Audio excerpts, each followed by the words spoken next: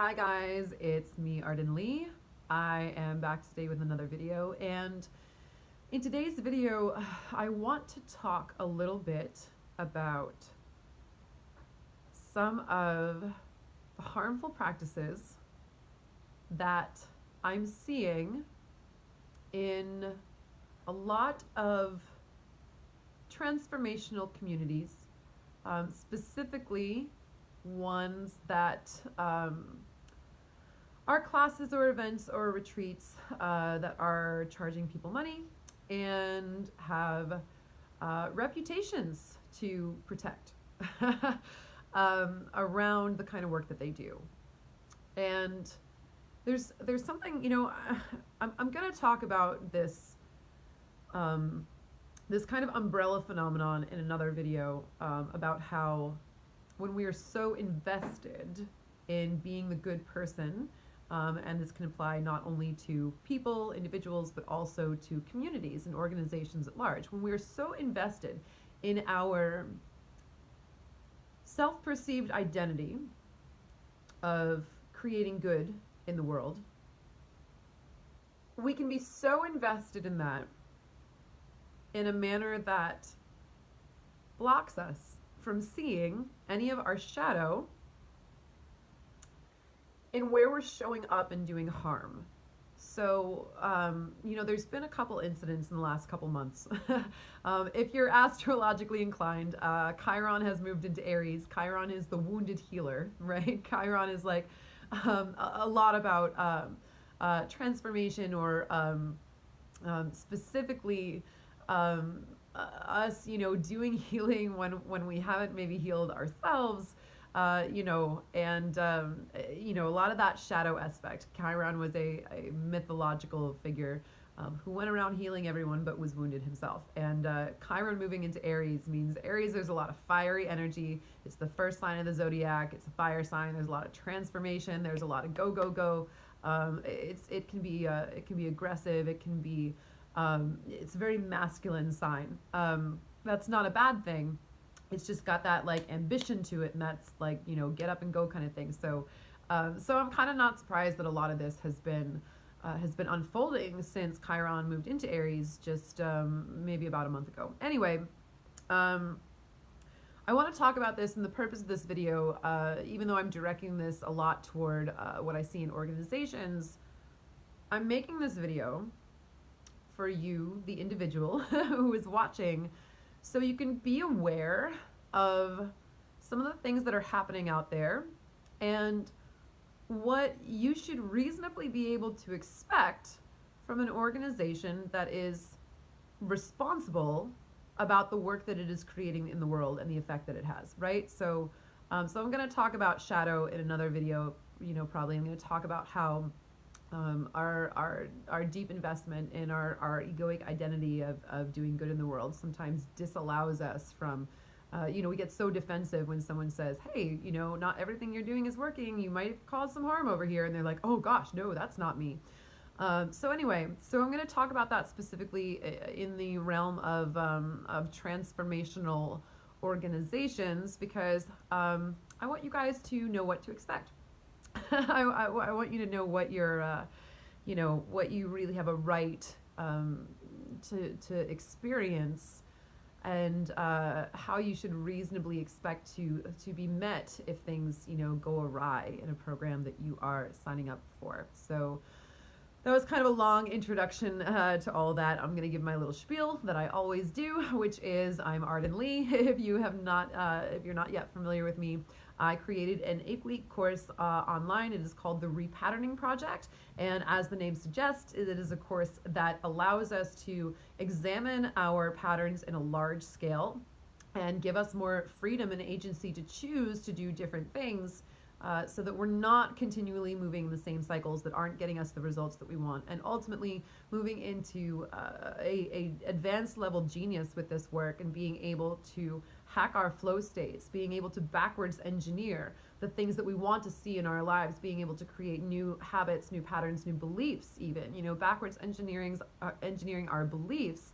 What do we need to believe? Who do we need to be to get to where we want to go? How do we close that gap, right? And how do we examine everything that that has happened to us throughout our lives, that has formed the sum of our experiences that make up who we are and how we deal with the world, and how do we make new choices from a place of infinite possibility, from a place of sovereignty. So anyway, if you're interested in checking that out, check out the description box where I have a link to my free group on Facebook, the Repatterning Parlor, and also a link to a free PDF guide that you can check out if you want to learn a little bit more other than what I just mentioned. So so that's me. That's what I do. And naturally, I'm a little biased in this video because I am a course creator myself.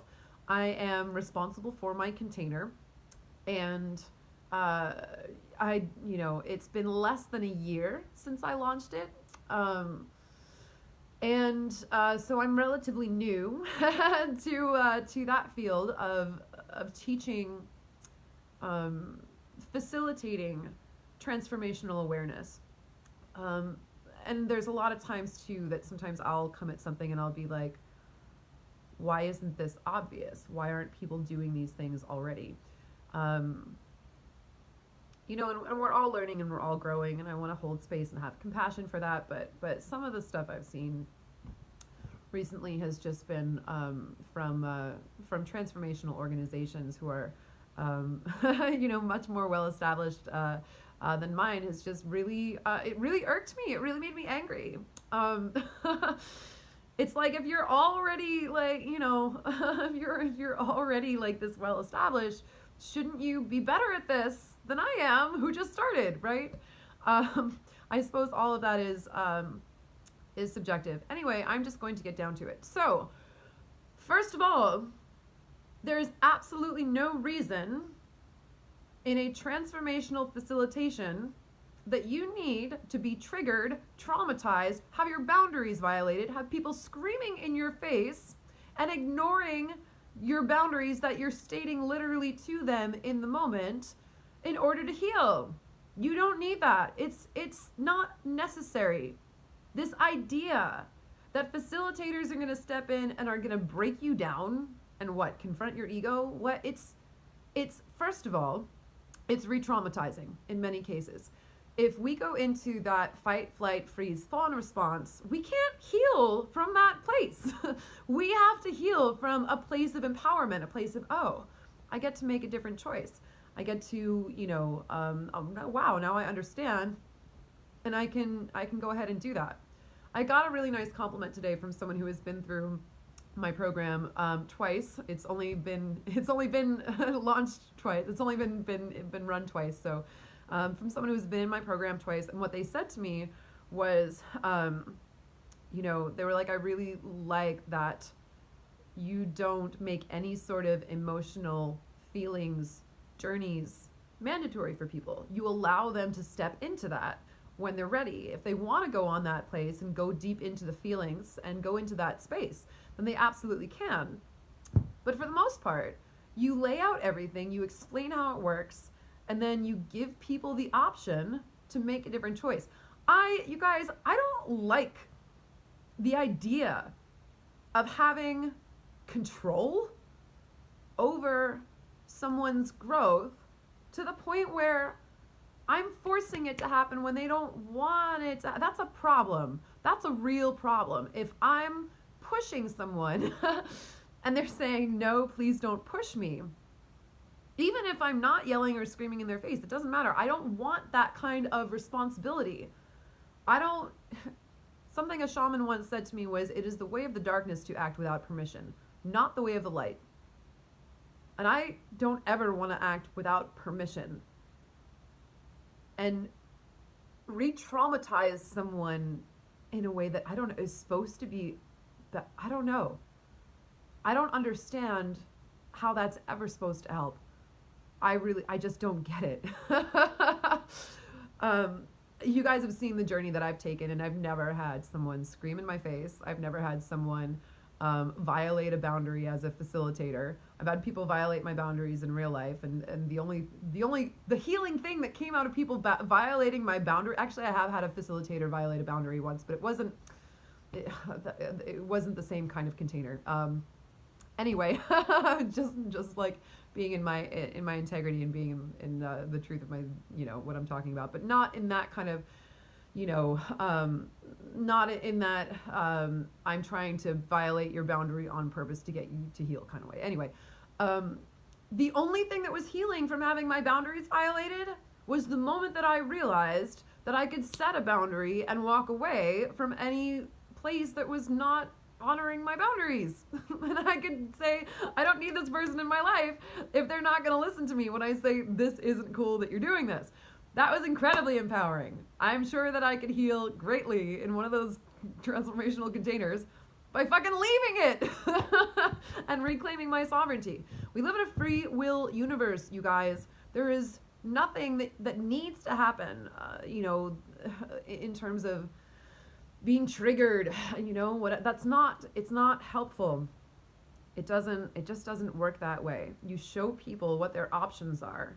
You give them the tools that they need to make that choice. I don't even like giving people permission.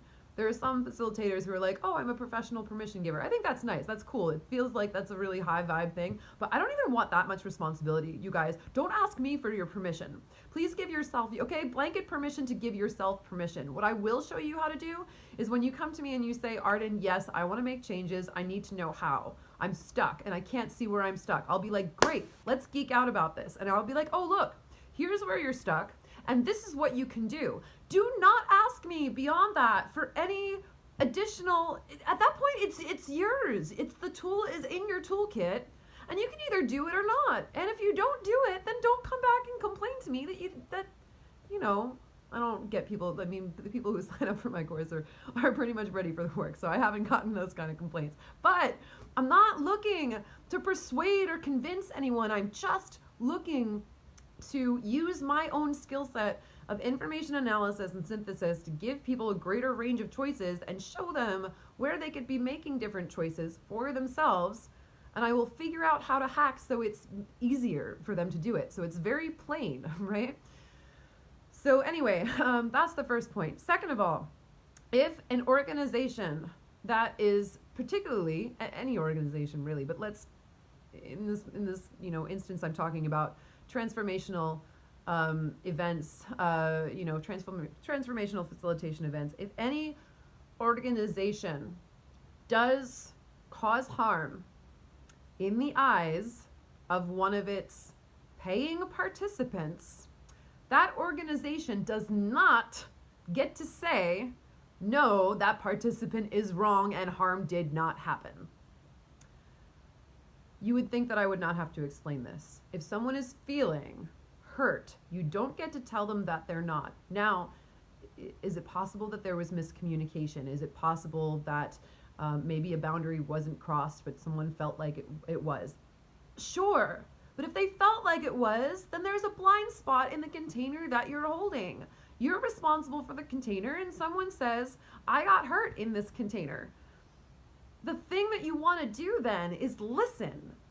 It's not about getting defensive and saying, no, we didn't do that. And how dare you share this? Publicly, semi-publicly, whatever. How dare you go smearing us on social media? How dare you rob other people who have not yet paid us of the experience that they might have when they do pay us by giving your realistic and accurate, from a personal standpoint, viewpoint of what happened to you? How dare you inform people that we have blind spots? We might lose money now as a result. I am so angry about this.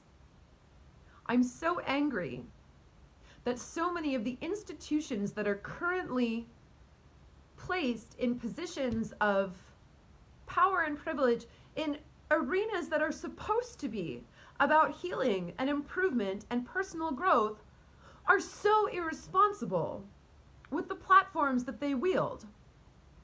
I'm angry that there is so much shadow, and I shouldn't be surprised. We've had so many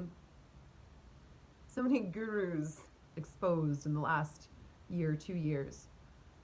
But it still keeps happening. So look, if you're an organization and someone says harm occurred, to me, in my experience, in your container, the thing that you want to do is sit down and say, wow, thank you for telling us. Because our blind spots don't serve us either. Now, we may have had the best of intentions. We may not have intended at all for this harm to occur. But that's all the more reason that we want to sit down and look at it and say, where along the line did this happen? Where in the chain of command was there a gap? What's happening that something happened in this container that does not align with our values as an organization? Don't you want to know? Don't you want to prevent it for the future? Especially before it gets too big? And it's worth saying too that there is a position of privilege in being a facilitator because you are in a position of authority, right? So more harm can happen when a facilitator who is in a position of power behaves in a way toward a participant who is claiming harm in a way that's emotionally manipulative. Don't speak up. Don't ruin other people's experience for them. Why didn't you, whatever. No, you don't get to tone police survivors of harm, first of all. Second of all, you don't, when there is that power imbalance, that dynamic where one person is in a position of authority and one person is a participant, also someone who's paying, you really need to be mindful as the facilitator of your position of authority. It's not unlike someone who's a teacher or a parent or a mentor emotionally manipulating. Don't say that. Don't speak, it hurts me that you would badmouth our organization. Who are you here to serve? Who's fucking paying you? I think it's funny, a friend of mine, Yerasimos, from the Facebook group True Health with Yerasimos. He's an amazing health coach, and he's a body worker he's a friend of mine, but he's also my body worker. And we were discussing some of this not long ago, and one of the things that he said was, even restaurant that gets your food wrong, the manager will come out and say, I'm so sorry, we got your food wrong. Can I give you a dessert to make up for it? Right? It's so much easier when it's something that's smaller, I suppose. But anyway, I'm not sure if there are any organizations who are going to be watching this video, but I want all of you to know, as people who are on a self-improvement path, on a personal growth path, obviously, I think that's why you're here, why you're watching my videos, is probably because you have that intention for yourself to really do the work. And I just want to let you know, first of all, you do not need to be re-traumatized, triggered, have your boundaries violated, be broken down, be forced to hit rock bottom, or any of that bullshit in order to transform and heal. You do not need it. None of that happened to me, and I did great. I mean, plenty of that happened in my trauma, in my, but never did that happen as part of my deliberate process of facilitation. And second of all, if you are in a container and you are a paid participant and you experience harm, do know that it is your right to confront the organization. It is your right to speak about your experience. And it is your right to have that organization meet you in a place that befits the principles of integrity and transformation and healing that they are espousing. It's depressing to me that I have to say this, but there you have it.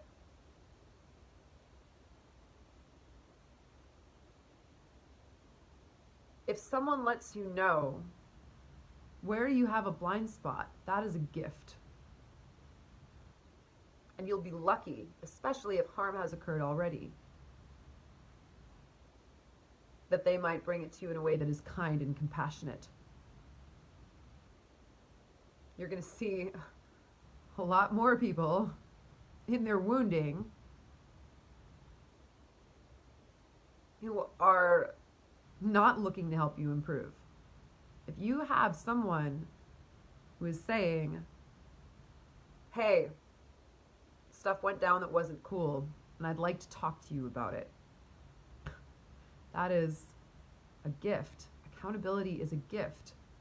And if you're choosing as an organization to enable a pattern where harm gets swept under the rug and people who experience harm within your container are publicly shamed from speaking up and disincentivized to speak up in the future, where others who are witnessing are also disincentivized to say anything to you about it, then you're creating a recipe for more and more harm to happen in the future that no one ends up telling you about until one day you get a B. Schofield article about you on Medium.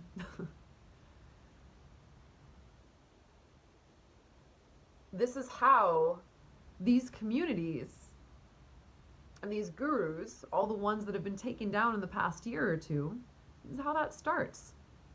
Hey, harm, no, don't talk about that. Don't speak up. Oh, that person's just triggered. Oh, that person's just in their process. Oh, that person couldn't handle the work. That person, their ego got in the way and they didn't trust the process. They didn't surrender fully, They're not one of the chosen ones. Whatever. It's just, I don't know, man. If you can't do that, why are you working in the transformational field to begin with?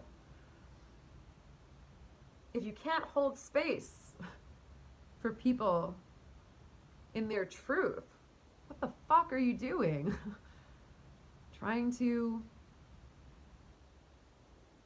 What are you there to transform if you won't let people speak about their truth?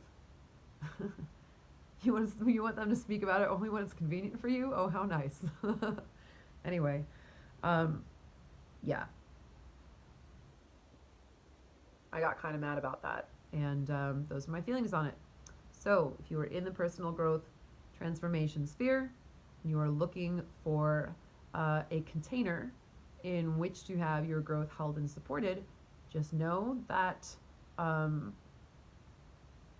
like bare minimum of what you deserve, is to have your boundaries respected, especially when you clearly state them, to have facilitators who are responsible in not re-traumatizing you, and to have facilitators who, when harm does occur, because naturally the harm-proof community is a utopia that doesn't exist. We're all just about reducing harm. It's all mistakes are going to happen.